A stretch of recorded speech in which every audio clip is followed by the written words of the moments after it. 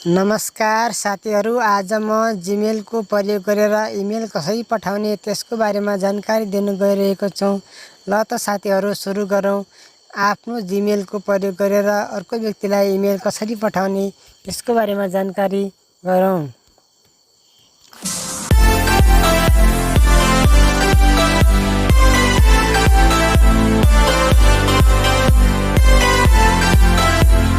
सबभन्दा पहिले हामीले आफ्नो मोबाइलमा वा कम्प्युटरमा जीमेललाई ओपन गर्नुपर्ने हुन्छ। जीमेललाई ओपन गरिसकेपछि यस्तो इन्टरफेस देखिन्छ र यहाँनिर कम्पोज भनेर देखाएको छ र हामीले कुनै अर्को व्यक्तिलाई इमेल पठाउनु छ भने कम्पोजमा क्लिक गर्नुपर्ने हुन्छ र कम्पोजमा क्लिक गरिसकेपछि यहाँनिर टु दिएको छ।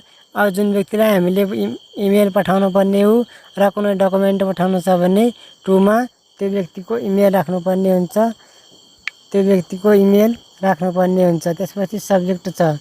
अब सब्जेक्टमा के शीर्षकमा हामीले इमेल पठाउँदैछौँ त्यो शीर्षकको नाम सब्जेक्टमा लेख्नुपर्ने हुन्छ। सब्जेक्टमा लेख्नुपर्ने हुन्छ।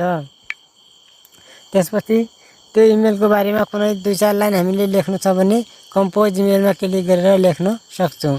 त्यसपछि यहाँनिर अट्याच फाइल दिएको छ।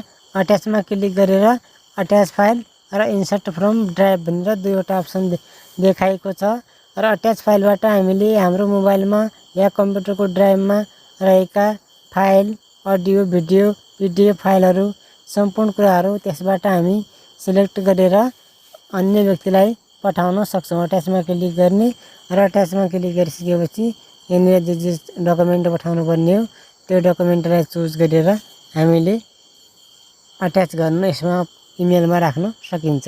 अर्कोमा छ इन्सर्ट फ्रम ड्राइभ।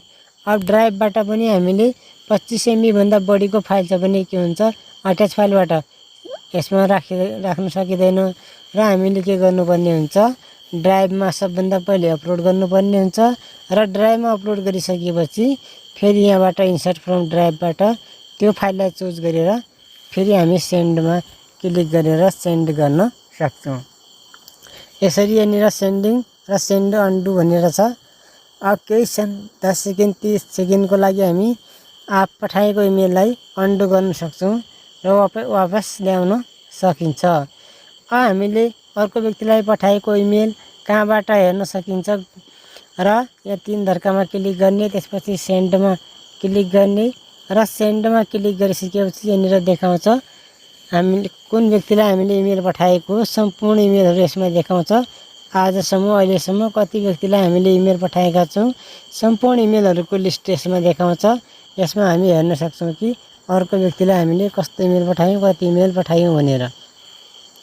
त्यसपछि हाम्रो मोबाइलमा आएको इमेललाई कसरी हेर्ने त? हाम्रो मोबाइलमा आएको इमेललाई प्राइमरीमा क्लिक गर्ने, जति पनि इमेलहरू आएका हुन्छन् सम्पूर्ण इमेलहरू यसमा इनबक्समा रहेको हुन्छ र इनबक्सबाट हामी हेर्न सक्छौँ र तिनीहरूमा क्लिक गरेर ओपन गर्न सक्छौँ, हेर्न सकिन्छ। ल त साथीहरू आजको भिडियो कस्तो लाग्यो प्रतिक्रिया दिनुहोला र मेरो कम्पिटिसन च्यानललाई बढीभन्दा बढी सब्सक्राइब, लाइक र सेयर गरिदिनु होला।